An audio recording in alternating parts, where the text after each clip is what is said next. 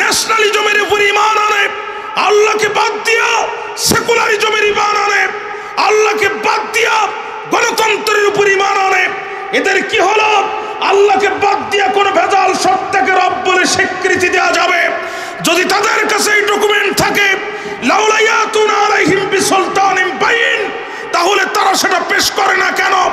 Oman আসলামু মিম্মান ইফতারা আলাল্লাহি কাযিবা, ওই ব্যক্তির চেয়ে বড় জালেম আর কে হতে পারে যে আল্লাহর নামে তার রবের নামে মিথ্যা প্রতিপন্ন করে? ভাইরা, পরিষ্কার বক্তব্য শুনে রাখেন। আল্লাহকে বাদ দিয়া গাছকে যারা সিজদা করে এরা যেমন মুশরিক, আল্লাহকে বাদ দিয়া মাছকে যেমন সিজদা করে এরা যেমন মুশরিক, আল্লাহকে বাদ দিয়া গরুর পায়ে যারা সিজদা করে এরা যেমন মুশরিক, আল্লাহর আইন বাদ দিয়ে মানব রচিত আইনের পিছনে যারা মিছিল, মিটিং, আন্দোলন আর সংগ্রাম করে এরা ঠিক তেমনই মুশরিক। আল কোরআনের আলো, আল হাদিসের আলো,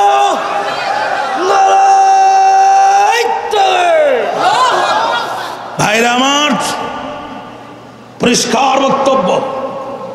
আল্লাহ বলছেন, ওমাই ইয়াবতাগি গায়রাল ইসলাম দীনান ফালা ইউকবালা মিনহু, আল্লাহর কাছে ইসলাম ছাড়া অন্য কোনো কিছু গ্রহণযোগ্য হবে না। ইন্না শব্দ ব্যবহার করেছেন আল্লাহ, ইন্নাদ দীনা ইনদাল্লাহিল ইসলাম, আল্লাহর কাছে একমাত্র মনোনীত জীবন ব্যবস্থার নাম হচ্ছে ইসলাম।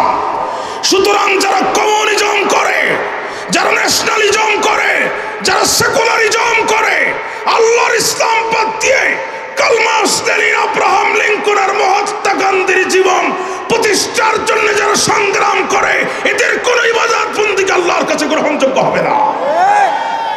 তাহলে মসজিদের মেম্বারে দাঁড়িয়ে আপনি কোন সাহসে বলেন যে ওরাও মুসলমান? মসজিদের মেম্বারে দাঁড়িয়ে আপনি কিভাবে স্বীকৃতি দেন যে ওটাও একটা ধর্ম? সাংঘাতিক ব্যাপার। সত্য কথা বলতে পারবেন না, বাদ দিয়ে মাঠে কামলা দিয়ে খান, গোনা হবে না। কথা বলেন না কেন প্রিয় ভাইরা? কিন্তু এখন সময় এসেছে, এটা 2008 থেকে 2023-এর বাংলা নয়, এটা 2024-এর বাংলা। কোরআন খুলে জাতির চোখে আঙ্গুল দিয়ে হক কথা বলার সময় এসে গেছে। পরিষ্কার বক্তব্য, ইসলাম ছাড়া আল্লাহর কাছে অন্য কিছু গ্রহণযোগ্য হবে না। যতবার হজ করেন, যত বড় কোরবানি করেন, কিয়ামতের দিন আপনার আমল নামা আল্লাহ এক জায়গায় করে আপনার মুখে ছুঁড়ে মারবে যদি ইসলাম ছাড়া অন্য জীবন ব্যবস্থা প্রতিষ্ঠার চেষ্টা আপনি করেন। পরিষ্কার বক্তব্য। ভাইরা আমার, এই কথা যখন যুবকেরা বলল, আপনাদের কষ্ট হচ্ছে আমার মনে হচ্ছে। তাকিয়ানুস বলছে, তোদের কথায় তোরা রাজাকার ঘেরান পাওয়া যায়। You have to change all of your decision within 3 days। 3 দিনের ভিতরে তোমরা তোমাদের সিদ্ধান্ত পরিবর্তন করবা, তা না হলে তোমাদেরকে প্রকাশ্য দিবালোকে ফাঁসির কাস্টে ঝোলানো হবে, অথবা শুলে চড়ায় পৃথিবীর জমিন থেকে বিদায় করে দেওয়া হবে। প্রথম দিন কেটে গেল, দ্বিতীয় দিন কেটে গেল, আগামীকাল সারেন্ডার করতে হবে। আজকে 7 জন যুবক অন্ধকার রাতে এক জায়গায় হয়ে মোমবাতি জ্বালায় দিয়ে তাওহীদের হাসি একজন আর একজনের দিকে ফিরে হাসতে যায় আর বলতেছে, বন্ধু কথা কিন্তু একটাই, জীবন দিব, ঈমান দেব না। যুবকেরা ডাক দিয়ে বলে, বন্ধু,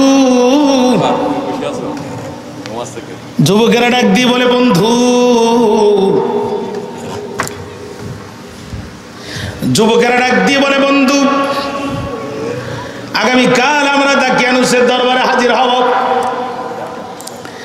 আগামীকাল আমরা তাকিয়ানুসের দরবারে হাজির হয়ে সারেন্ডার করব।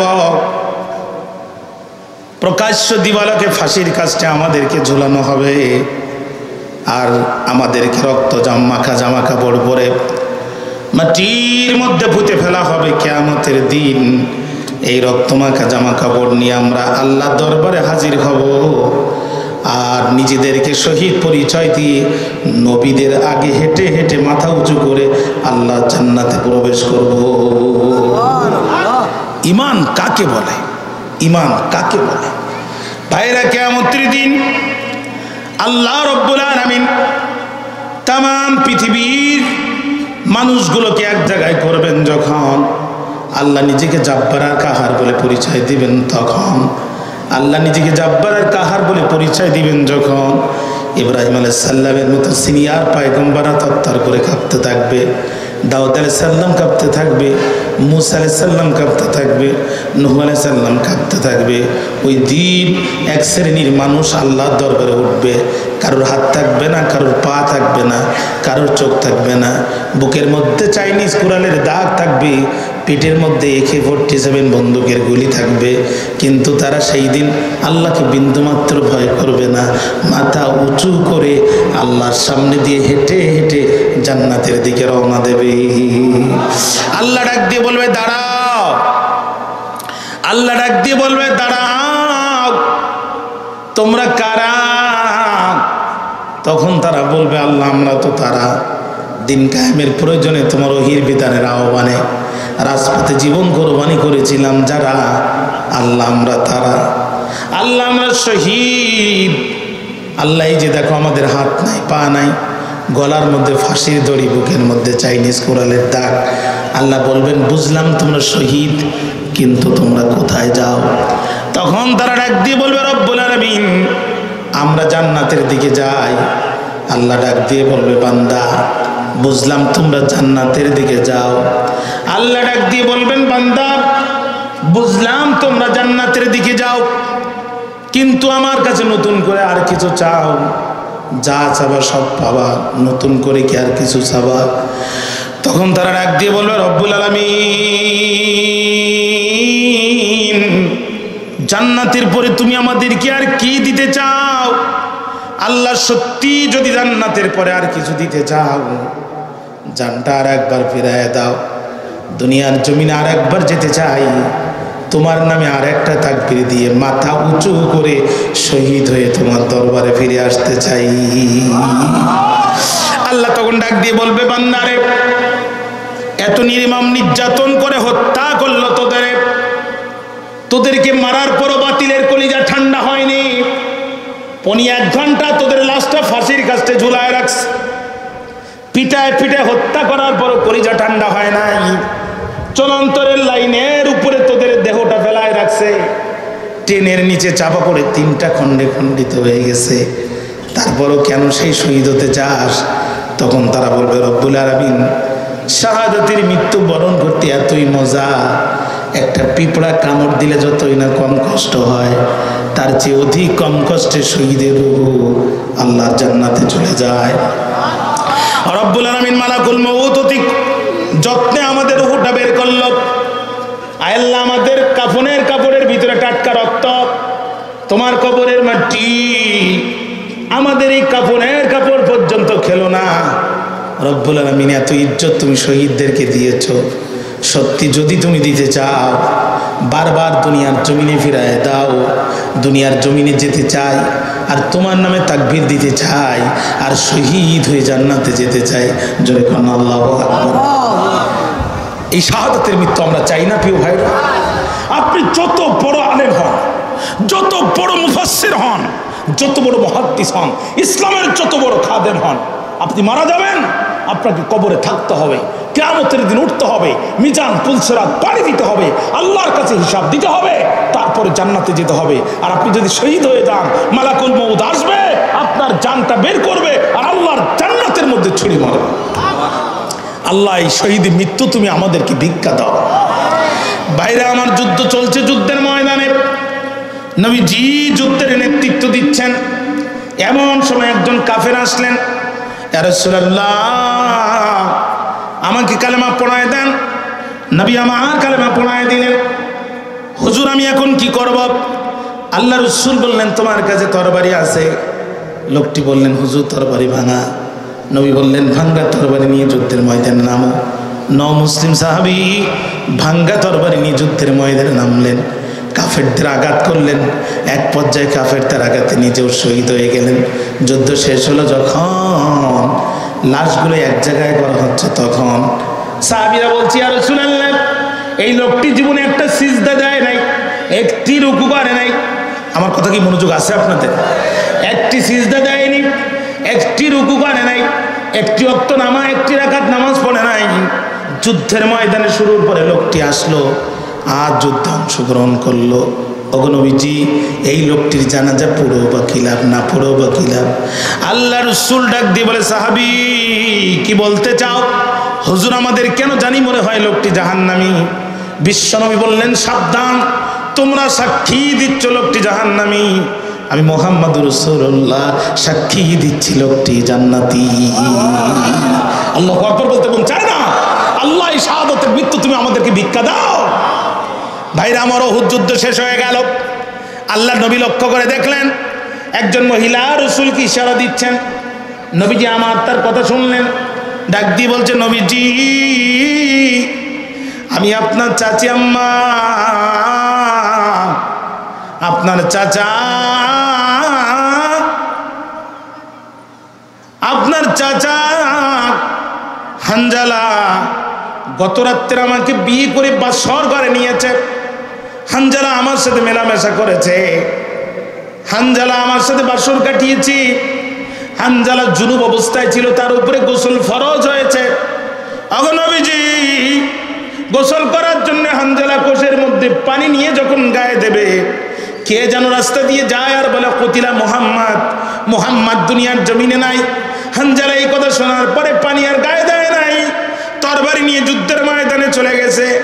শুনেছি আমার স্বামী আপনার চাচা হানজালা শহীদ হয়ে গেছে। নবীজি, অভিযোগ করার জন্য আসি নাই, অনুযোগ করার জন্য আসি নাই, ইয়া রাসূলুল্লাহি, শুধু জানতে এসেছি আপনার চাচাকে কি আপনি এই অবস্থায় দাফন করাবেন নাকি তাকে গোসল করাবেন? আল্লাহ নবী কিছুক্ষণ চুপ থাকলেন। এরপরে নবী ডাক দিয়ে বলে, চাচি আম্মা, ও চাচি আম্মা, আমি নবী, আপনি নবী না। আমি যা দেখি আপনি তা দেখেন না। আমার চাচার শাহাদাতে আল্লাহ রব্বুল আলামিন এত বেশি পরিমাণ খুশি হয়ে গিয়েছে, জান্নাতি ফেরেশতা আর জান্নাতি পানি দিয়ে আমার চাচা হানজালাকে আমার আল্লাহ নিজে দায়িত্বে গোসলের ব্যবস্থা করিয়েছে। আল্লাহ, এই শাহাদাতের মৃত্যু তুমি আমাদেরকে ভিক্ষা দাও। জোরে কন্যা আল্লাহুম্মা আমিন। এক নম্বর শাহাদাতের জীবন, কোনো কথা শুনতে চাই না। উঁচু টুপি, নিচু টুপি, শক্ত টুপি, নরম টুপি, কলিওয়ালা কলি ছাড়া, পাগড়িওয়ালা পাগড়ি ছাড়া, দল মত নির্বিশেষে, তরিকা নির্বিশেষে সব আলেম ওলামা পীর মাশায়েখদেরকে আল্লাহর কোরআনের রাজ কায়েমের সাথে এক মঞ্চে উঠতে হবে। এক মঞ্চে উঠতে হবে, হাতে হাত রাখতে হবে। যারা উঠবে না তারা জাতীয় গাদ্দার, বেঈমান, মুনাফিক হিসেবে নিজেদের পরিচয় পেশ করবে। দুই নাম্বার, কমিউনিজম দেখেছি, ন্যাশনালিজম দেখেছি, সেকুলারিজম দেখেছি, বাবা শাসন দেখেছি, কন্যা শাসন দেখেছি। শুধু একটি বার ১৫০০ বছর পূর্বে হেরা গুহায় নাজিল হওয়া কোরআনের শাসন ব্যবস্থা দেখার মাধ্যমে এ বাংলার জমিনে আমরা খলিফা ওমরের শাসন ব্যবস্থা দেখতে চাই। আমরা হযরত আবু বকরের শাসন ব্যবস্থা দেখতে চাই। আল্লাহর কোরআনের শাসন ব্যবস্থা দেখার জন্য যদি পকেটের টাকা দিতে হয় টাকা দিব, যদি হাত কোরবানি করতে হয় হাত কোরবানি করব, যদি পা কোরবানি করতে হয় পা কোরবানি করব, যদি চোখ কোরবানি করতে হয় চোখ কোরবানি করব। আরে যদি প্রয়োজন হয় গর্দানও যদি দিতে হয় গর্দান দিয়ে দেব। তারপর বাংলার পার্লামেন্ট কোরআনের পার্লামেন্ট বানাবো। কারা কারা রাজি আছেন তো হাত তুলে আল্লাহকে দেখায়।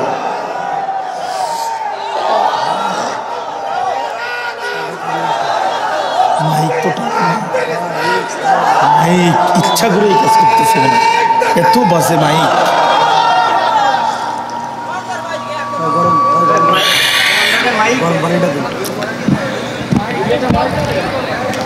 আমার ভাইরা দেখেন আওয়াজ আসছে কিন্তু কমাই, একটু বাড়াই দেন। 10 দিন বক্তৃতা করলে এত কষ্ট হয় না। আপনার মাইকটা আমি যেখানেই পালাম সেখানেই বিপদ। আমার পরে কি আর কোনো বক্তা আছে? যা আছে সব দেন। আপনাদের কষ্ট হচ্ছে আমার মনে হচ্ছে। তাহলে 1 নম্বর শাহাদাতের জীবন। কোরআনের সমাজ কায়েমের জন্য যদি শাহাদাতকে আলিঙ্গন করতে হয় আমরা শাহাদাতকে আলিঙ্গন করব, পিছনের দিকে যাব না। আমরা কারোর চোখের দিকে তাকিয়ে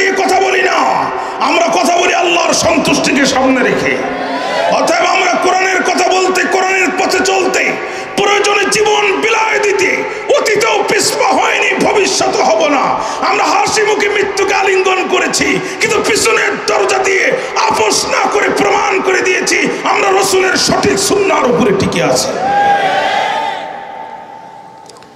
আসহাবে কাফের যুবকদের সামনে এখন দুইটা সিদ্ধান্ত। এক নাম্বার সিদ্ধান্ত হচ্ছে শাহাদাতের জীবন। কালকে সারেন্ডার করব, শহীদ হয়ে জান্নাতে চলে যাব, কিয়ামতের দিন উঠব, নবীদের আগে জান্নাতে ঢুকবো। জোরে কন্যা সুবহানাল্লাহ।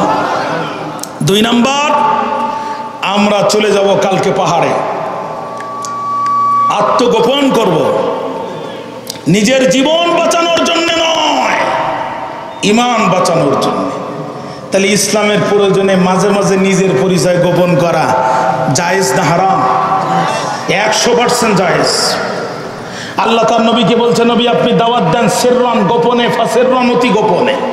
আল্লাহ ডাক দিয়ে কয়, মুসার মা টেনশন করো না, সিন্দুক বানাও, মুসাকে ঢুকাও, নীল দরিয়ায় ভাসাও। সিন্দুক বানায়া মুসাকে ঢুকাইয়া নীল দরিয়ায় ভাসানোর দায়িত্ব তোমার। যে ফেরাউন মুসাকে হত্যা করতে চায়, আত্মপরিচয় গোপন করে ওই ফেরাউনের দরবারে ঢুকায় মুসার লালিত পালিত হওয়ার যাবতীয় ব্যবস্থা তৈরি করে দেওয়ার দায়িত্ব আমি আমার। মুসা আলাইহিস সালামের মা সিন্দুক বানালো, মুসা আলাইহিস সালামকে ঢুকালো, নীল দরিয়ায় ভাসালো। ভাইরা আমার, আম্মা আসিয়া আর ফেরাউন দুইজন বসে বসে গল্প করতেছে। এমন সময় দেখে ওই যে কি একটা ভাসতেছে। ফেরাউন তখন ডাক দিয়ে বলছে, এই ডিবি হারুন, তার মানে গোয়েন্দার কি, দেখো তো কি। তদানীন্তন ডিবি হারুন ছিল যারা দ্রুত বক্সটা উঠায় নিয়ে আসলো। তারা নিয়ে এসে চিন্তা করলো, কি সেই গোপালগঞ্জের কোটালীপাড়া 86 কেজি বোমা না 96 কেজি বোমা? এই বোমা যদি বাস্ট হয়ে যায় শুধু আমরা মরবো না ফেরাউনও মরবে? এর মধ্যে কান লাগায় দেখে ছোট মাসুম বাচ্চার কান্নার আওয়াজ পাওয়া যায়। ওরা বলছে, বাপ রে বাপ, এ কোন কান্নার ভাব, এ তো যেন তেন বোমা না। জীবনে রিস্ক নিয়ে সিন্দুকটা খুলে দেখে বন্দুকও না, বোমাও না। এত সুন্দর মাসুম বাচ্চা দেখা যায়। ওরে মানুষের বাচ্চা যে এত সুন্দর হয় আমাদের জানা ছিল না। ওরা ওখান থেকে ডাক দিয়ে বলছো, মা গো আসিয়া, একবার আসিয়া শুধু বাচ্চাটা যাও দেখিয়া। আম্মা আসিয়া দৌড় দিয়ে চলে গেল, দুটো হাত বাড়ায় দিল। মুসা আলাইহিস সালাম লাফ দিয়ে আসিয়ার কোলে চলে গেল। পাপাচার, দুরাচার, চরিত্রহীন, লম্পট ফেরাউনের সাথে দীর্ঘ দাম্পত্য জীবনে আম্মা আসিয়ার কলিজার মধ্যে যত কষ্ট ছিল, মুসা আলাইহিস সালাম কোলে যাওয়ার সাথে সাথে আসিয়ার হৃদয় পর থেকে সমস্ত দুঃখ কষ্ট দূর হয়ে চলে গেল। আম্মা আসিয়া চিন্তা করলো, সারা দেশে এখন চিরুনি অভিযান চলতেছে। জোরে বলেন, কি চলতেছে? চিরুনি অভিযান চলতেছে। যেখানেই ছোট বাচ্চা পাচ্ছে মুসা মনে করে ওখানেই ক্রস ফায়ার দিচ্ছে। অতএব এই বাচ্চাকে গোপনে লালন পালন করা যাবে না, কারণ ফেরাউনের গোয়েন্দা বাহিনীর আছে ওয়ুনুল গোরাব, কাগের চোখ, ওরা যেভাবে ওক টের পাবে। তাহলে কি করা যায়? ফেরাউনের সামনে এই বাচ্চাকে আস্তে করে লালন পালন করতে হবে। আম্মা আসিয়া একটু মুস্কি হেসে প্রেমের ভাব দিয়া একটু ঢং করে ডাক দিয়ে বলো, গো ফারাও, একটা এসে শুধু বাচ্চাটার দিকে তাকাও। ওগো ফারাও, শুধু বাচ্চাটার দিকে এসে একটাবার তাকাও। ফেরাউন দৌড় দিয়ে চলে যেয়ে তাকেই বলছে, আসিয়া, এই মনে হয় সেই মুসা। সোরের মন, আপনাদের ঘুম আসতেছে, একটু জোরে কন, সোরের মন। আম্মা আসিয়াকে কেমনে বুঝলেন? ওর গায়ে কি লেখা আছে মুসা? ওই কারুর ঘরে গেল না, আমার ঘরে কেন আসলো? আম্মা আসিয়া কয়, খবরদার, এনাফ ইজ এনাফ। আচ্ছা ফেরাউন, বলো তো তুমি খোদা নাকি গাধা? খোদা যদি হও ছোট বাচ্চা দিকে কেন ভয় পাও? আর তুমি যে ছোট বাচ্চা দিকে ভয় পাও এটা কি শুধু আমি জানি না আর 2-5 জন জানে? খবরদার, এই কাম করো না, মানিজ্জত থাকবে না। এনাফ ইজ এনাফ, যথেষ্ট করেছ। হাজার হাজার বাচ্চাকে, প্রায় 80,000 বাচ্চাকে তুমি নিজে তোমার বাহিনী দিয়ে হত্যা করেছো একজন মুসাকে ঠেকানোর জন্য। মুসা কি মরে নাই? ও ফেরাউন, এ বাচ্চার দিকে যদি তুমি আঙ্গুল তুলে তাকাও, এতে যদি তুমি হত্যা করো, এই যে ক্যান্টনমেন্ট দেখতেছো, এই সেনাবাহিনী কিন্তু সব তোমার না। এর ভিতরে 20টা ব্রিগেডিয়ার জেনারেল আমার আছে, 5টা ক্যাপ্টেন আমার আছে, 2000 সোলজার আমার আছে। তুমি যদি বাচ্চাকে হত্যা করো, সর্বপ্রথম বিদ্রোহ তোমার ক্যান্টনমেন্ট থেকে শুরু হবে। 2 নাম্বার, তোমার সংসারের গোষ্ঠী মারি। 1 নাম্বার ক্যান্টনমেন্টের মারামারি, 2 নাম্বার তোমার সংসারে গোষ্ঠী মারি, তোমার সংসার করবো না। ফেরাউনকে আসিয়া বলিস কি? কয়, হ্যাঁ, এ বাচ্চা মারতে পারবা না। আচ্ছা ফেরাউন, তুমি তো বাচ্চা মারতে চাও, একটাবার বাচ্চার দিকে তাকাও তো দেখি। ফেরাউন তাকেই বলতেছে, আসিয়া, আমার চোখ ঠান্ডা হয়ে গেছে। ফেরাউন যখনই বলছে আমার চোখ ঠান্ডা হয়ে গেছে, সেই সময় আম্মা আসিয়া মুস্কি হেসে যে মন্তব্য করেছিলেন, আসিয়ার মুখের মন্তব্যকে আমার আল্লাহ কোরআনের আয়াত বানায় দিয়েছে। সূরাতুল কসাস খোলেন, আল্লাহ বলছে কুররাতু আইনুল লি ওয়া লাকা, ও ফেরাউন আমার চোখও ঠান্ডা, তোর চোখও ঠান্ডা, লা তাকতুলুহু, এই বাচ্চাকে তুই করতে পারবি না হত্যা। আল্লাহ কয় মুসার চেহারাটা ভালো করে দিয়ে এমন ইশারা দিয়ে দিয়েছি, এখন আসিয়াও খুশি যে ফেরাউন মারতে চায়, ও ফেরাউনও খুশি, বুঝতে পারলো না আত্মপরিচয় গোপন করে আমি এখানে কাকে ঢুকিয়েছি। সুবহানাল্লাহ বললেন না? এখন আল্লাহ যদি মুসার পরিচয় গোপন করে ওখানে ঢুকাতে পারে, তাহলে আমার যুবকেরা ইসলামের স্বার্থে নিজের পরিচয় গোপন করে বিশ্ববিদ্যালয়ে কেন কোরআনের দাওয়াত দিতে পারবে না? বিশ্বজিতের কথা আপনারা ভুলে গেছেন। হিন্দু ছেলে, কর্মচারী মানুষ, দাড়ি ক্লিন করতে পারেনি, শেভ করতে পারেনি, মুখের মধ্যে একটু একটু দাড়ি আছে। স্বৈরাচারের সন্ত্রাসীরা চাপাতি দিয়ে যখন তারা আঘাত করতেছে, ছেলেটি বলতেছে ভাই মারিস কেন? কয় তুই অমুক ইসলামী দলের লোক। কয় ধুর, আমি মুসলমানই না। বিশ্বাস না হয় আমার প্যান খুলে দেখ। বলছে না, তোর প্যান খোলার সময় নেই, তুই অমুক দলের লোক বলে চাপাতির কোপ দিয়া ছেলেটাকে পৃথিবীর জমিন থেকে বিদায় দিল। ওপেনের ভাইরা, হিন্দু ছেলে মুখের মধ্যে অল্প একটু দাড়ি থাকার কারণে যদি চাপাতির হাত থেকে রক্ষা না পায়, ওই যুগে যদি আমার যুবকেরা ইসলামের স্বার্থে নিজের পরিচয় গোপন করে, মুরব্বী এত চুলকায় কেন তোমার? কথা কেন বলেন না? আম্মা আসিয়া বলতেছে এই ফেরাউন এই সন্তান মারতে পারবো না, ক্যান্টনমেন্টের মারামারি আর তোমার সংসারে গোষ্ঠী মারি। ফেরাউনকে আসিয়া তোর কথাই মানলাম, তবে খেয়াল রাখিস যেন বড় হয়ে মুসা না হয়, বড়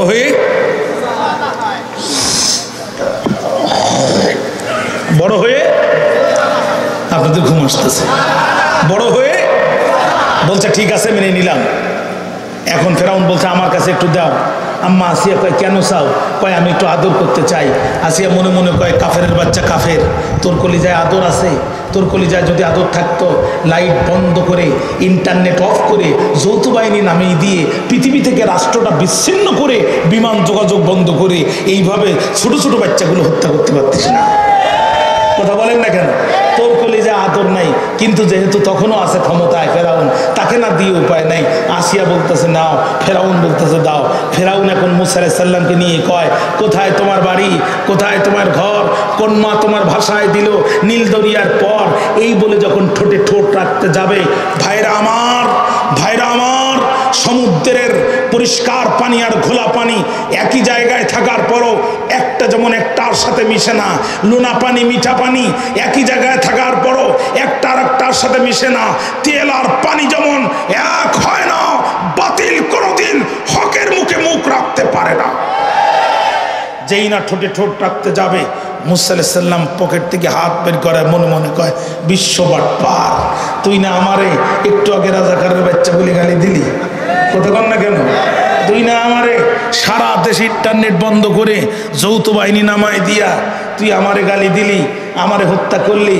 এখন যখন বিপদে পড়েছিস তখন আমার মুখে মুখ দিস আর বলিস গণভবনের 4 দরজা খোলা, আসবে যখন বসবো তখন, বিশ্ববাট পার বলি দিছে এক চর। কিন্তু চরটা লাগার কথা ছিল কাঞ্চুয়ালে, ফেরাউন মাথাটা ঘোরানোর কারণে স্লিপ খেয়ে চরটা লাগলো নাকের উপরে। মুসা আলাইহিস সালামের এক চর বেঁকে গেল ফেরাউনের নাকের হাড়। ফেরাউনকে আসিয়া এতদিন খুঁজেছি যারে, ওরে সে এখন বাস করে আমার ঘরে। আম্মা আসিয়া কয় কারে খুঁজছো আর কে বাস করে? কই এই সেই মুসা। কই কেমনে বুঝলে? কই চর তো আর তুই খাইস নাই। কথা মনে হয় খেয়াল করেন নাই? চর তো আর তুই খাইস নাই, চর খেয়েছে সে, বুঝেছে সে।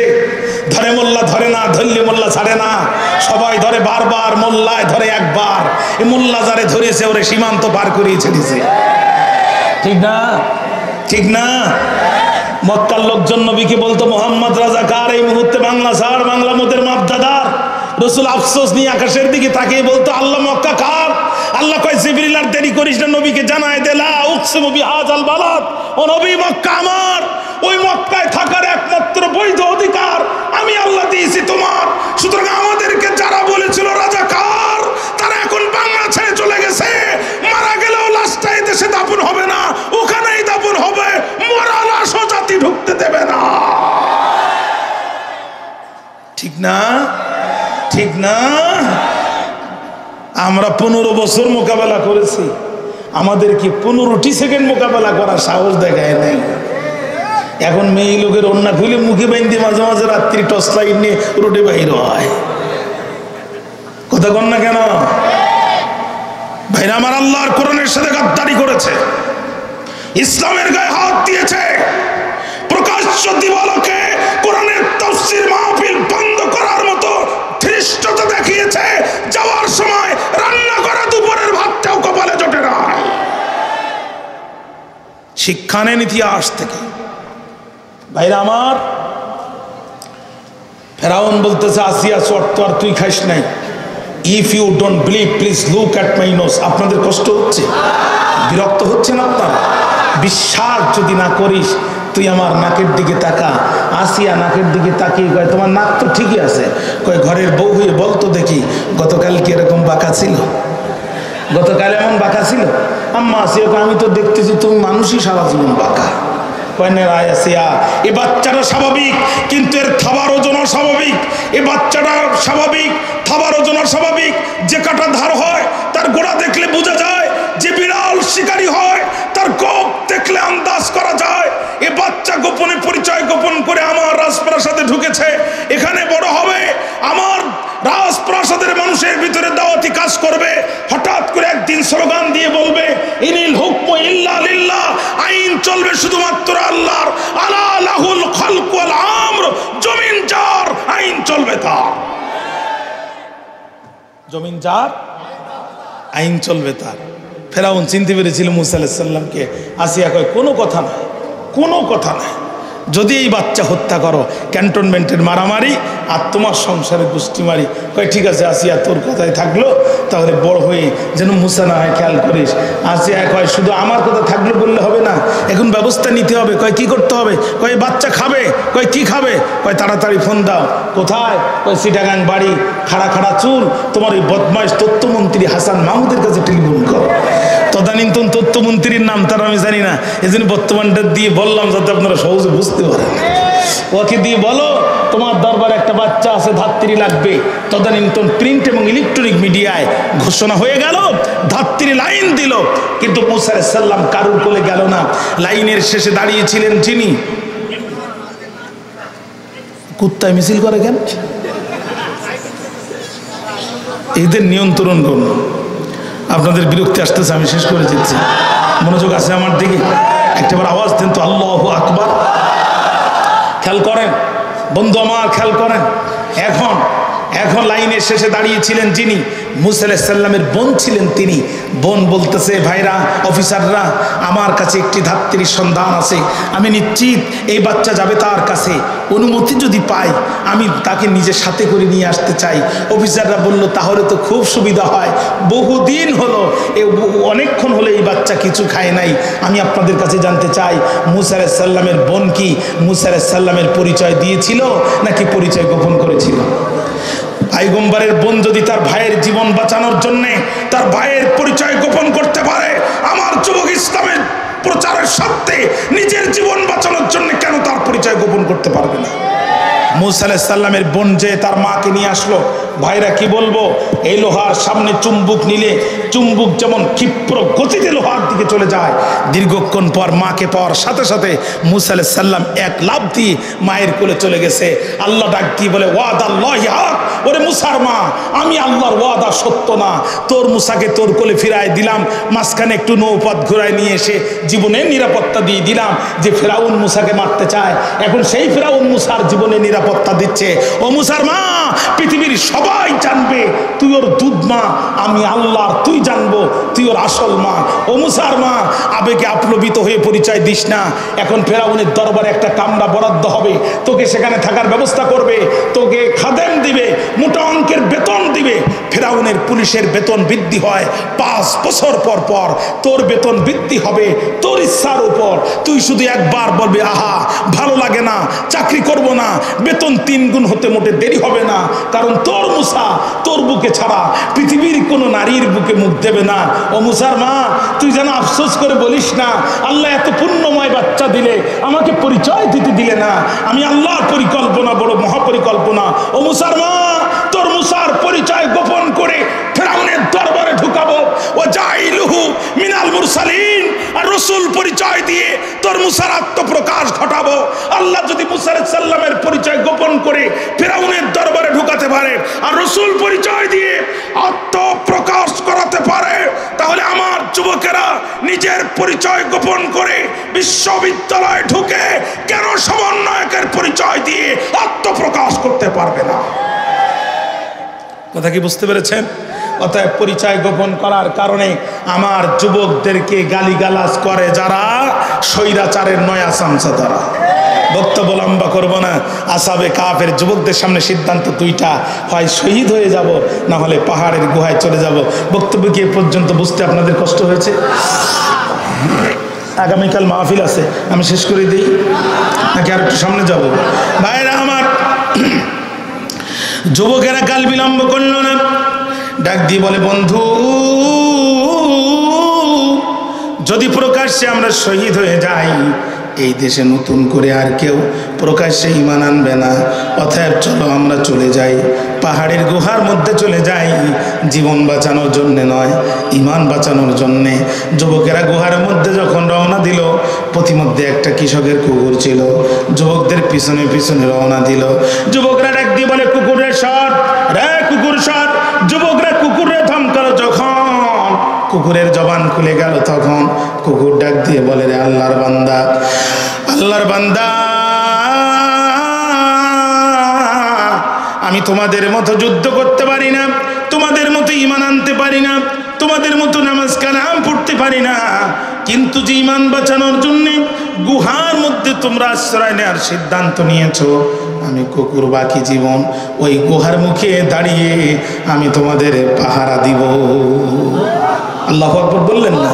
যুবকেরা গুহার মধ্যে ঢুকে গেল, দুটো হাত বাড়ায় দিল, রব্বুল আলামিনের কাছে দোয়া করলো, রব্বানা আতিনা মিন লাদুনকা রাহমাতাও ওয়া হাইয়্যি লানা মিন আমরিনা রশাদা। জোরে কোন আল্লাহু আকবার। যুবকেরা যখন দোয়া করলো, রব্বুল আলামিন তোমার রহমতের দরজা আমাদের জন্য খুলে দাও, আমরা যে বিষয়টা সিদ্ধান্ত নিয়েছি এটা বাস্তবায়ন করার তৌফিক তুমি আমাদেরকে দাও। আল্লাহ ডাক দিয়ে হাবিব, যুবকেরা যখন দোয়া করলো, আমি আল্লাহ তখন কি করলাম জানেননি? কই কি, কারেন্টের সুইচ চাপ দিলে লাইট জ্বলতে দেরি হয়, আমি যুবকদের দোয়া কবুল করতে দেরি করলাম না। জোরে করুন আল্লাহু আকবার। ফাদরাবনা আলা আযানিহিম ফিল কাহফি সিনিনা আদাদা। জোরে কোন আল্লাহু আকবার। আমি যুবকদের দোয়া কবুল করে নিলাম, তাদের কর্ণ কুহুরের মধ্যে সিল মেরে দিলাম, দুনিয়ার কোনো আওয়াজ আর তাদের কানের মধ্যে পৌঁছালো না। ফলে একটানা গুহার মধ্যে বেশ কয়েক বছর তারা ঘুমায় গেল। আল্লাহ কোরআনের অন্য জায়গায় বলছে, ওয়ালাবিসু ফি কাহফিহিম সালাসামিয়াতিন সিনিনা ওয়াজদাদু তিসআ। জোরে কোন আল্লাহু আকবার। একটানা গুহার মধ্যে 309 বছর যুবকেরা এক ঘুমে পার করে দিল। ও নবী, যুবকেরা তো গুহার মধ্যে ঘুমাবে, কিন্তু সকালবেলা তো সূর্য উঠবে। সূর্য উঠবে যখন গুহার মধ্যে আলো যাবে তখন, আর গুহার মধ্যে আলো যাবে যখন আমার যুবকদের ঘুমে ডিস্টার্ব হবে তখন। এই জন্য আমি আল্লাহ কি করলাম আপনি জানেননি? কই কি, 6000 বছর পূর্বে আপনার উম্মতেরা যখন এই সূরা কাহফ খুলে গুহাবাসীর ইমানদারদের কথা পড়বে, তারা যেন একটু সূর্যের দিকে তাকায় নেয়, যাতে যুবকদের ঘুমে ডিস্টার্ব না হয়। وترى الشمس إذا طلعت تزاور عن كهفهم ذات اليمين وإذا غربت تقرضهم ذات الشمال وهم في فجوة منه ذلك من آيات الله من يهد الله فهو المهتد ومن يضلل فلن تجد له وليا مرشدا। যুবকদের যাতে ঘুমে ডিস্টার্ব না হয় এই জন্য আমি আল্লাহ সূর্যকে বলে দিলাম, সূর্য রে তুমি উঠবে যখন একটু ডান পাশ দিয়ে হেলে উঠবা তখন। আল্লাহু আকবার বললেন না? একজন ইমানদারের কত মর্যাদা আল্লাহর কাছে।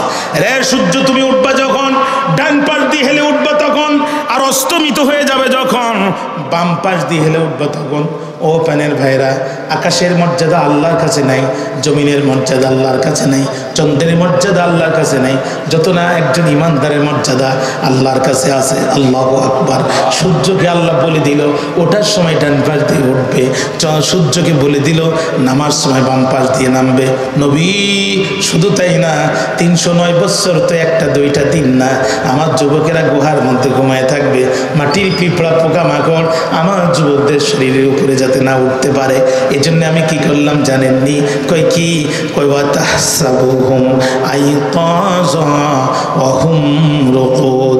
আমি যুবকদের চোখের মধ্যে ঘুম দিলাম, কিন্তু চোখগুলো খোলা রাখলাম যাতে যাতে মাটির পিঁপড়া পোকামাকড় মনে করে ওরা জাগ্রত, কিন্তু অথচ ওরা ঘুমান্ত। আমি আল্লাহ ঘুম দিলাম ঠিকই, কিন্তু চোখ খোলা রাখলাম, দেখলে মনে করবা যে জেগে আছে, অথচ তারা ঘুমাচ্ছে। জোরে করেন আল্লাহু আকবার। নবী 309 বছর তো একটা দুইটা বছর না, ওরা যদি ডান কাতে ঘুমায় ডান হাত প্যারালাইজড হয়ে যাবে, ডান পা প্যারালাইজড হয়ে যাবে। আবার যদি বাম পাশে ঘুমায় বাম হাত প্যারালাইজড হয়ে যাবে, বাম পা প্যারালাইজড হয়ে যাবে। এজন্য আমি আল্লাহ কি করলাম আপনি জানেননি? কয় কি? আল্লাহ কয় অনুকাল্লিবুহুম যাতাল ইয়ামিনি ওয়া যাতাশ শিমাল। আমার যুবকদের ঘুমের ভিতরে আমি আল্লাহ নিজেই আমার রহমতের হাত দিয়া ডান থেকে বামে বাম থেকে ডানে আমি নিজেই ওদের পাশ ফিরানোর ব্যবস্থা করে দিলাম। জোরে কর না আল্লাহু আকবার। আমি আল্লাহ আমার রহমতের হাত দিয়া যুবকদের ঘুমান্ত অবস্থায় আমি আল্লাহ ডান থেকে বামে আর বাম থেকে ডানে আমি নিজেই পাশ ফেরাই দিতাম। নবী আর ওদের যেই কুকুরটা আছে ওই কুকুরটা কি করলো আপনি জানেননি? ওয়া কালবুহুম বাসিতুন যিরাআইহি বিল ওয়াসিদ। ওদের যে কুকুরটা আছে ওই কুকুরটা গুহার প্রবেশদ্বারে দুই হাত দুই দিকে দিল, দুই পা দুই দিকে দিল, জিহ্বাটা লম্বা করে এমন কায়দায় শুয়ে আছে। নবী আপনি যদি ওই কুকুরের দৃশ্য দেখতেন আপনি ভয় পেতেন, শুধু ভয় পেতেন না, আপনি পিছন দিক থেকে পালাতেন। বিরক্ত হয়ে যাচ্ছেন? মনোযোগ আছে আমার দিকে? এখন আপনারা এত কথা বলার পরে আল্লাহ বলছে আম্মা হাসিবিতা আন্না আসহাবাল কাহফি ওয়ার রাকিম কানু মিন আয়াতিনা আজাবা। জোরে কোন আল্লাহু আকবার, আরো জোরে কোন আল্লাহু আকবার। নবী আপনি কি মনে করেন এই আসহাবে কাহফের 7 জন যুবককে 309 বছর ঘুম পড়ায় রাখা আমি আল্লাহর জন্য আশ্চর্য ব্যাপার? বাইরা জবান খুলে বলেন তো আকাশ কয়টা? আহা একটু জোরে বলেন, আরো জোরে কোন না। এবার চিল্লা এখন খুঁটি কয়টা? 4টা, একটাও নাই। খুঁটি ছাড়া বিশাল আকাশ যে আল্লাহ রাখতে পারে। আসহাবে কাহফের 7 জন যুবককে 309 বছর আল্লাহ ঘুম পড়ে রাখতে পারে না? মুসা আলাইহিস সালামের উম্মতরা লোহিত সাগরের কিনারে, পিছনে ওই যে ফিরআউনের বাহিনী দেখা যায়। মুসা আলাইহিস সালামের উম্মতরা মুসা আলাইহিস সালামকে ধরে বলছে, ও মুসা তোমার আল্লাহ কই? মুসা আলাইহিস সালাম বলছে ইন্না রাব্বি সাইয়াদিন। পাগল হইও না, আমার আল্লাহ এখানেও পথ দেখাবে। জোরে কর না সুবহানাল্লাহ। আল্লাহকে মুসা হাতে আছে লাঠি, পায়ের নিচে মাটি, লাঠি দিয়ে মাটির পর আঘাত করার দায়িত্ব তোমার। তোমার রাস্তা দরকার একটা, আমি আল্লাহ বের করে দিব 12টা। সুবহানাল্লাহ বললেন না? যে আল্লাহ তাআলা তাৎক্ষণিক সমুদ্রের বুক চিরে রাস্তা বের করে দিতে পারে, বের করে দিতে পারে। আসহাবে কাহফের 7 জন যুবককে 309 বছর ওই আল্লাহ ঘুম পড়ে রাখতে পারে না? হযরত আবু বকরকে আপনারা চিনেন, নবীজির সাহাবী, নবীর বাল্যকালের সাথী, হিজরতের রাতের সাথী, নবীর কবরের পাশে যার কবর, নবীর জান্নাতের সাথী। জোরে কর না সুবহানাল্লাহ। হযরত আবু বকর বলল আমি যখন মারা যাব তোমরা আমাকে গোসল করাবে, আমার ইন্তেকালের পরে কাফন পরাবে, জানাজা পড়াবে, এরপরে রাসূলের রওজা শরীফের সামনে আমাকে নিয়ে যাবে। খবরদার তোমরা কেউ হাত দিয়ে রাসূলের রওজার গেট খুলবে না, তোমরা কেউ হাত দিয়ে রাসূলের রওজার গেট খুলবে না। যদি রওজা শরীফের গেট এমনি এমনি খুলে যায় বুঝবা অনুমতি আছে, নবীর পাশে আমাকে শোয়ায় দেবে। আর যদি গেট না খোলে খবরদার আমাকে শোয়াবে না। হযরত আবু বকর মারা গেল, সাথীরা গোসল করালো, তারপরে কাফন পরালো, জানাজা পড়ানোর পরে রাসূলের রওজা শরীফের সাথে নিয়ে যাওয়ার সঙ্গে সঙ্গে একা একা রওজা শরীফের গেট খুলে গেল। নবীজি রওজার ভিতর থেকে আওয়াজ আসতেছে উদখুলুল হাবিবা ইলাল হাবিবি, কাল বিলম্ব করো না, বন্ধুকে বন্ধুর পাশে শোয়ায় দাও। হযরত আবু বকরের সময় যদি এই ঘটনা ঘটতে পারে, আসহাবে কাহফের 7 জন যুবককে 309 বছর ঘুম পড়ে রাখা আল্লাহর জন্য কোনো ব্যাপার? আল্লাহর জন্য কোনো ব্যাপার? হযরত ওমর রিয়া রাসূলুল্লাহ যেখানে দাঁড়িয়ে খুতবা দিতেন, হযরত ওমর এখানে দাঁড়িয়ে খুতবা দিচ্ছেন। রিয়াজুল জান্নাহর ভিতরে আল্লাহ আমাকে 4 বার ঢোকার তৌফিক দিয়েছে। হযরত ওমর দাঁড়িয়ে খুতবা দিচ্ছেন জুমার দিন লাঠি হাতে। একই সময় 80,000 মাইল দূরে ইরাকের মাটিতে যুদ্ধ হচ্ছে, মুসলমানদের পক্ষে নেতৃত্ব দিচ্ছেন নবীজির একজন সাহাবী হযরতে সারিয়া রাদিয়াল্লাহু তাআলা আনহু। একই সময় হযরত ওমর মদিনায় খুতবা দিচ্ছে, সেম টাইমে জুমার দিন ইরাকের মাটিতে যুদ্ধ হচ্ছে। এক পর্যায়ে খুতবা দিতে দিতে হযরত ওমর লাঠি উঁচু করে বলছে, ইয়া সারিয়াল জাবাল, আল জাবাল, ও সারিয়া, যুদ্ধের রণকৌশল পরিবর্তন করো, এভাবে হবে না। পাহাড়কে পিছনে ফেলে তুমি সৈন্য নিয়ে সামনে আগায় যাও। হযরতে সারিয়া রাদিয়াল্লাহু তাআলা আনহু ইরাকের মাটি থেকে যুদ্ধ করে মদিনায় ফিরে হযরত ওমরকে বলছে, আমিরুল মুমিনিন, খলিফাতুল মুসলিমিন, আপনি মদিনার মাটি থেকে আমাকে ডাক দিয়েছেন, আল্লাহর কসম করে বলছি ইরাকের মাটিতে যুদ্ধের ময়দানে আপনার কণ্ঠের আওয়াজ আমি আমার কানের মধ্যে শুনতে পেয়েছি। হযরত ওমরের সময় যদি এই ঘটনা ঘটতে পারে, আসহাবে কাফের 7 জন যুবককে 309 বছর ঘুম পড়ে রাখা আল্লাহর জন্য কোনো ব্যাপার? দাকিয়ানুস গোটা দেশে রেড অ্যালার্ট জারি করল। র্যাব, পুলিশ, চিতা, কোবরা, আনসার, বিডিআর, সরকারি বাহিনী, বেসরকারি বাহিনী সব নামায় দিয়ে কোথাও খুঁজে পেল না।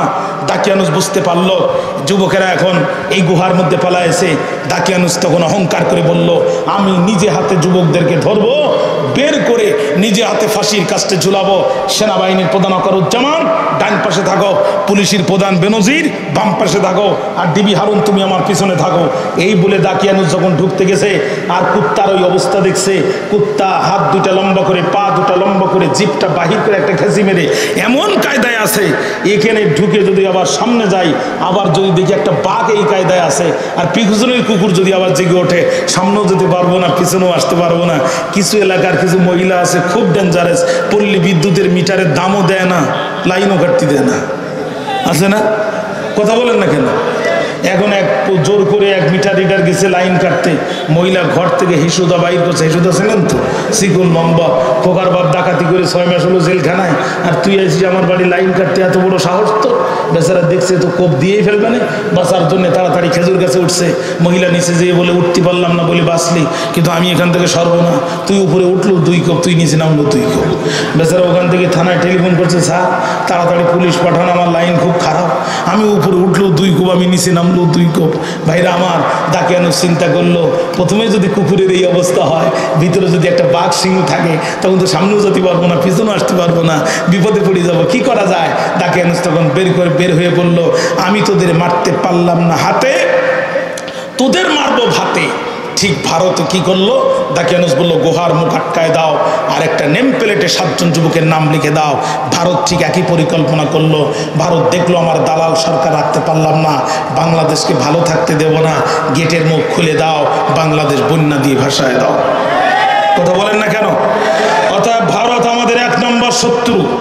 বাংলাদেশের 1 নম্বর শত্রু আমেরিকা, জর্দান, কানাডা নয়, জার্মান, কানাডা, সুইজারল্যান্ড, ব্রিটেন 1 নম্বর শত্রু নয়। ফিলিস্তিনের 1 নম্বর শত্রু হচ্ছে ইসরায়েল, আর বাংলাদেশের 1 নম্বর শত্রু হচ্ছে ভারত। ভারতকে যারা শত্রু মনে না করে তারাই রাষ্ট্রের শত্রু। ভারত 18 বছর তার দালাল সরকার দিয়ে আমার দেশের নিরীহ মানুষের উপরে ক্রস ফায়ারের রাজত্ব চালিয়েছে। কথা বলছেন না কেন আপনারা প্রিয় ভাইরা? ভারত শাপলা চত্বরে 2013 সালে লাইট বন্ধ করে আমার দেশের আলেম আর হাফেজদের কলিজার মধ্যে গুলি চালাই দিয়ে নিরীহ আলেমদেরকে শহীদ করে দিয়েছে। ভারত ষড়যন্ত্র করে আমার দেশের বর্ডার গার্ডকে দুর্বল করার জন্য পিলখানার ভিতরে ডাল ভাতের কর্মসূচির নাম করে আমার দেশের 57 জন সেনা অফিসারকে ভারত হত্যা করেছে। ভারত আমার দেশের সরকারের সাথে গোপন চুক্তি করেছে। আমার দেশের টাকা খরচ করে তার 7 সিস্টারকে নিয়ন্ত্রণ করার জন্য ভারত রাস্তার ট্রানজিট তৈরি করেছে, যারা আমার দেশের দালাল সরকারের সাথে গোপন চুক্তি করতে পারে, এরা কোনোদিনও আমাদের বন্ধু হতে পারে না। এদেরকে যারা শত্রু মনে না করে তারাই রাষ্ট্রের শত্রু। তোমাদের ওই পেঁয়াজ আমাদের দরকার নেই, ও পচা পেঁয়াজ তোমরাই খাও। আমরা নিয়ে আসতাম পেঁয়াজ কিনি, উল্টো 30% শুল্ক তাদেরকে দিতে হতো। এখন আমরা আর পেঁয়াজ নিচ্ছি না, এখন বলছে আর শুল্ক লাগবে না। বেনাপোল আর ভোমরায় পেঁয়াজের ট্রাক লাগাইতে বলতে শুধু মাল নাও। ডক্টর ইউনুস বলতে দাঁতে খিস মেরে 3 মাস বসে থাকো, আপাতত ঢুকবে না। কথা বল না কেন? এখন আমাদের এক সময় গল্প শুনতাম, ভারতের পেঁয়াজ যদি না আসে এদেশে পেঁয়াজের দাম হবে 1000 টাকা। এখন বাজারে পেঁয়াজ কত? একটু কথা বলেন। আমি ঢাকা শহরে দেখলাম 40 টাকায় তুরস্কের বড় বড় পেঁয়াজ, ও খাওয়াও যাবে, ঢিলও মারা যাবে। কথা কন না কেন? ও খাওয়া যাবে, ঢিলও মারা যাবে। বাজারে পেঁয়াজের অভাব নাই। চীন তুরস্ক আমাদের সাথে বাণিজ্য করার জন্য তাকেই আছে। কথা বলেন না কেন? ও তোমাদের বেশ, তোমরাই খাও। কলকাতার মার্কেট ফাঁকা, থ্রি পিস বিক্রি হয় না, কাস্টমার নাই। হোটেলে খাবার বিক্রি হয় না, ধুতি দিয়ে মাসি দাঁড়াচ্ছে। বাসে লোক নাই, রেস্টুরেন্টে লোক নাই। কৃষকরা পেঁয়াজ আর রসুন এক জায়গায় করে রাস্তায় ফেলে বলছে মুদি হটাও, দেশ বাঁচাও। তোমাদের দেশ তোমরা সামাল দাও। বাংলাদেশ নিয়ে চুলকাতি এসো না। এটা সিকিম নয়, ভুটান নয়, এটা ইমানদারদের দেশ। এই দেশে কখনো রাজত্ব চালাতে পারবা না। কথা কেন বলেন না? কথা কেন বলেন না? আমার দেশের প্রধান উপদেষ্টা তো মূর্খ মানুষ নয়, পিএইচডি হোল্ডার, ইউনিভার্সিটির প্রফেসর, বিশ্বের সেরা শিক্ষিত মানুষের মধ্যে একজন, নোবেল প্রাইজ উইনার।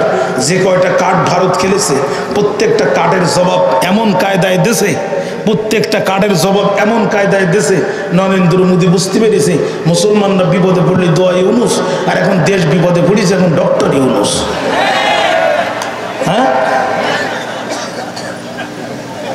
আল্লাহর কোরআন হাতে নিয়ে বলছি, আমার দেহের সবটুকু শক্তি দিয়ে বলছি,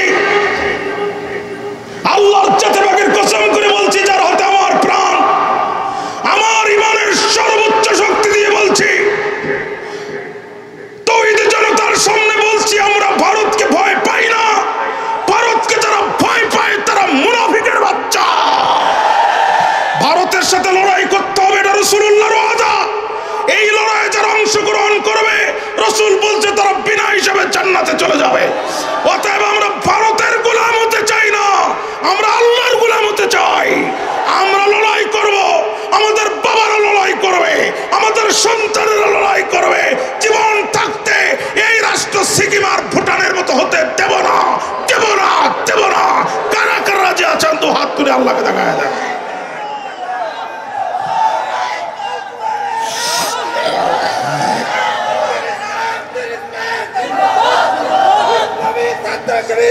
আমার ভাইরা, পাকিস্তান থেকে মাত্র 5টা চালান ঢুকেছে, তাতেই দাদার ধুতি ঢিলা হয়ে গেছে, ঠিক না? আর রিপাবলিক বাংলা একটা চ্যানেল আছে না, আর এক ফড়িং সাংবাদিক আছে, শুধু চিংড়ি মাছের মতো লাফায়। এতে দেখাচ্ছে যে ভারতের হিন্দুরা আমাদের দেশে যুদ্ধ করার জন্য সীমান্তে ভিড় করতেছে। আমরা বলছি দাদা শুধু একটু রিস্ক নিয়ে ভিতরে ঢুকিয়ে দাও। পাকিস্তান সর্বোচ্চ শক্তি দিয়ে প্রায় 90,000 সৈন্য নিয়ে এই দেশে 9 মাস টিকতে পারেনি। কথা বল না কেন? এত নদী নালা আর খাল বিল আল্লাহ এই দেশে দেশে, ও তোমাদের একটা ট্যাঙ্কর পার হবেন না। 18 কোটি মুসলমান হাতের মুষ্টি মেরে ইমানের বলে বলিয়ান হয়ে যখন নারায়ে তাকবীরের আওয়াজ দেবে, গোমূত্র খাওয়ারা পালানোর সময় ধুতি নেওয়ার টাইম পাবে না। অতএব আমাদের দিকে চোখ রাঙাবা না। আমরা সিকিম নয়, আমরা ভুটান নয়, আমরা বাংলাদেশ। কথা বলেন না কেন? এই জন্যে স্টেজে কাঠের পুতুল নাচে। আপনার বিরক্ত হচ্ছে না? আমাদের 12টা তো বেজেই গেছে, কষ্ট হচ্ছে তো আপনাদের। স্টেজে কাঠের পুতুল নাচে, কাঠের পুতুলের বাবার ক্ষমতা নিয়ে স্টেজে নাচবে। ওরে রশি দিয়ে স্টেজের পিছন থেকে টান মারে যেমন, ও ড্যান্স মারে তেমন। এই দেশে কিছু রাজনীতিবিদ, কিছু বিশ্ববিদ্যালয়ের শিক্ষক আর কিছু বুদ্ধিজীবী নামের বুদ্ধি প্রতিবন্ধী আছে। এরা এদের রশি হচ্ছে ভারতের দিল্লিতে। 24-এর স্বাধীন বাংলায় দিল্লির কোনো পুতুল এই দেশে নাচতে পারবে না। পরিষ্কার বক্তব্য। স্বাধীন বাংলাদেশে আমরা কোনো দেশের গোলাম হতে চাই না, আমরা মুক্ত স্বাধীনভাবে চলতে চাই। কথা বলেন ঠিক কিনা? ভাইরা আমার, এখন তো আপনজনরা আমার খেয়াল করেন, এখন ডাকিয়ানুস বলল গুহার মুখ আটকায় দাও, কিন্তু সরিষার ভিতরে ভূত আছে না নাই? আল্লামা সাইদিকে অত্যন্ত গোপনে ইনজেকশন পুশ করে হত্যা করার সময় ভিডিও করার লোক আছে না নাই? আছে না নাই? ইতিমধ্যে দাকিয়ানুসের ওই পুলিশ অফিসারের ভিতরে 2 জন পুলিশ অফিসার ঈমান গ্রহণ করেছে। তারা সিসার প্লেটে 7 জন যুবকের নাম লিখে ওখানে একটা সিন্ধুকের ভিতরে ঢুকায় দিয়েছে। ভাইরা আমার, 309 বছর পার হয়ে গেছে। দাকিয়ানুসের মতো জালেম বিদায় নিছে, মাঝখানে আরো 2-3 জন শাসক বিদায় নিছে। বর্তমানে যিনি আসছে তার নাম তন্দুরুস। 58 বছর তিনি রাষ্ট্রের নেতৃত্ব দিছে, বড় আল্লাহওয়ালা মানুষ। উনি মুসলমানদের ভিতরে একটা ফিতনা তখন দেখা দিল। মুসলমানরা কিয়ামতকে অস্বীকার করতে লাগলো। নাউজুবিল্লাহ, মানুষ মারা গেলে কবরে রেখে যায়, এই মানুষের হাড় হাড্ডি গোস্ত চামড়া মাটির সাথে মিশে যায়, কিয়ামতের দিন এই মানুষ কেমনে জাগ্রত হবে, এই সন্দেহ মুসলমানদের কলিজার ভিতরে বাসা বাঁধলো। মুসলমানরা প্রত্যেক দিন বেঈমান হতে লাগলো, তন্দুরুস সিজদায় পড়ে গেল, আল্লাহর কাছে সাহায্য চাইলো, আল্লাহ এমন ঘটনা ঘটায় দাও আমার জাতির লোকেরা যেন ঈমান হারা না হয়। একজন কৃষক ছিল, আল্লাহ তার কলিজার ভিতরে ইলহাম দিয়ে দিল যে তুমি এই গুহার মুখ ভাঙ্গো। কৃষক তার দলবল নিয়ে গুহার মুখ ভাঙা শুরু করলো। আসহাবে কাহফের 7 জন যুবকের ঘুম আস্তে আস্তে ভাঙা শুরু হয়ে গেল। আল্লাহ রাব্বুল আলামিন বলেন, ওয়াকাযালিকা বা'আসনাহুম লিতাসাআলু বাইনাহুম ক্বালা কাইলুম মিনহুম কাম লাবিসতুম ক্বালু লাবিসনা ইয়াওমান আও বা'দা ইয়াওমিন। আল্লাহু আকবার। বল, ঘুম থেকে আল্লাহকে ওয়াকাযালিকা বা'আসনাহুম, ঠিকইভাবে আমি তাদেরকে জাগ্রত করলাম। কেন?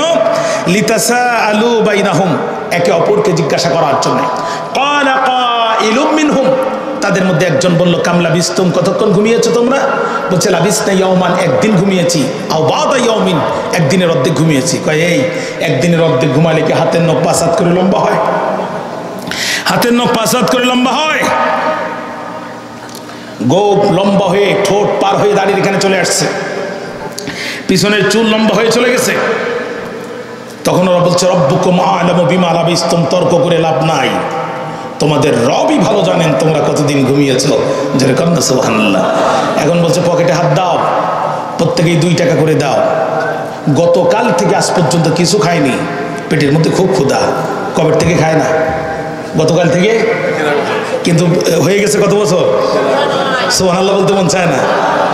এখন যাকে পাঠিয়েছে তাফসিরে তার নাম এসেছে তমালিকা। তমালিকা গুহা থেকে বেরিয়ে উপরে উঠে দেখে মেট্রো রেল চলতেছে উপর দিয়া। কি চলে? সামনে যেয়ে দেখে পদ্মা সেতু, আর একটু সামনে যেয়ে দেখে ওভার ব্রিজ, আর একটু সামনে যেয়ে দেখে টানেল। এখান থেকে 20 বছর আগে যারা মারা গেছে এদের ধরে যদি সাতক্ষীরা এই যে নতুন বাইপাস হয়েছে রাস্তায় ছেড়ে দেন, ও রাস্তা চিনি বাড়ি আসতে পারবো? কিন্তু রাস্তা দেখি। আর ঢাকা শাহবাগ মোড়ে নামাই দিলে তো মনে করবি আমেরিকায় নামাইতেছে, ঠিক না? তার মানে রাষ্ট্র, আমি বোঝাতে চাইলাম রাষ্ট্র এখন অনেক উন্নত হয়ে গেছে, আগের জায়গায় নাই। তখন ওরা চিন্তা করছে গতকালকে যখন গুহার মধ্যে গেছিলাম এই পদ্মা সেতু দেখি নাই, টানেল দেখি নাই, ওভার ব্রিজ দেখি নাই, কোথার থেকে আসলো? 309 বছর আগের টাকা নিয়ে ভর দুপুরবেলা অধিকাংশ দোকান বন্ধ। এক দোকানে যে 309 বছর আগের টাকা দিয়ে বলছে মামা 10টা রুটি দাও। দোকানদার তাকিয়ে দেখে নখ 5 হাত করে লম্বা, চোল লম্বা, গুপ লম্বা, দাড়ি লম্বা, আর হাতের মধ্যে 309 বছর আগের টাকা। এ তো জিনের বাচ্চা। কার রুটি কে বিক্রি করে খেচ্ছে দৌড় পিছন দিকে। পরের দোকানে যেই বলছে মামা ও তো দৌড় মারলো, কিছু বুঝলাম না, তুমি আমারে 10টা রুটি দাও। ও বলছে দাঁড়াও আসতে বলি, ও দৌড়। 3 নাম্বার দোকানে যেই বলছে আমারে দেখি সবাই কেন দৌড়ায় জানি না, 10টা রুটি চাই, এই নাও টাকা।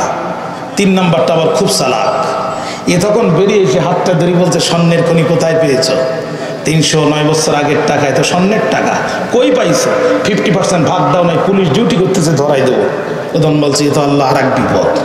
আগের দুটো দৌড় মারলো, অন্তত কিছু বললো না, এটা তো পুলিশই দেবে। আর এই তো মনে মনে করতেছে দাকিয়ানুসের পুলিশ, কথা বুঝেননি? এই কথা কাটাকাটির সময় 2 জন পুলিশ অফিসার, একজনের নাম আরিউস আর একজনের নাম তান্তিউস, বড় কঠিন নাম। তাফসিরে এসেছে 2 জন পুলিশ অফিসার এসে তমালিকাকে গ্রেপ্তার করে ফেললো। সাথে সাথে তমালিকা 2 চোখের পানি ছেড়ে দিল, আল্লাহ আজ আমার জীবনের শেষ দিন, রব্বুল আলামিন আজ আমার জীবনের শেষ দিন, কাজী তুমি আমার শাহাদাতকে কবুল করে নিও, আমার ইবাদতকে কবুল করে নিও। পুলিশ অফিসার ডাক দিয়ে বলে তমালিকা কান্দো কেন? তমালিকা বলে তোমার দাকিয়ানুসের আজকে আমার ফাঁসি দিবে। রে তমালিকা না না না, তোমার কোথাও ভুল হচ্ছে। তোমার মুখে যে কালেমা শুনেছি, আমার প্রেসিডেন্টের জবানেও আমি একই কালেমা শুনেছি। একজন কালেমাওয়ালা মানুষ কোনোদিন আরেকজন কালেমাওয়ালা মানুষকে অন্যায়ভাবে মারতে পারে না।